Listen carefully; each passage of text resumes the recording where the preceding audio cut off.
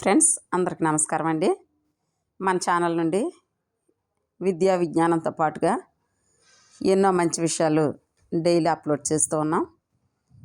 అంతేకాకుండా బాలలకు నీతి కథలు, మహనీయుల జీవిత చరిత్రలు, కెరీర్ గైడెన్స్, జాబ్ నోటిఫికేషన్స్, ఈ విధంగా ఎన్నో మంచి వీడియోస్ ప్రతిరోజు కూడా డైలీ మన ఛానల్ నుంచి వీడియో అయితే ఖచ్చితంగా ఉంటుందండి. కాబట్టి ఈ ప్రయోజనాలు మీరు కూడా పొందాలంటే తప్పనిసరిగా మన ఛానల్ని సబ్స్క్రైబ్ చేయండి. ఎందుకంటే మరి ఎన్నో మంచి విషయాలు మన ఛానల్లో చర్చించుకుంటూ ఉన్నాం. Please subscribe my channel.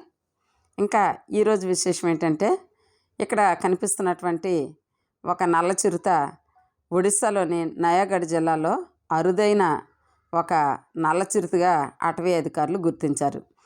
కోనను నోటకరుచుకొని సంచరిస్తున్న చిరుత చిత్రాలు ఆ ప్రాంతంలో అమర్చిన trap కెమెరాలకు చిక్కాయి.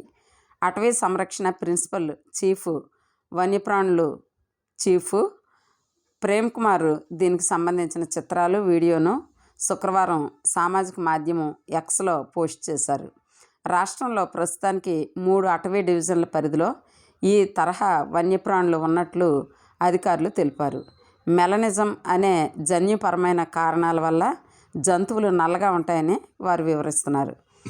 Thank you for watching friends. Please subscribe my channel. Thank you.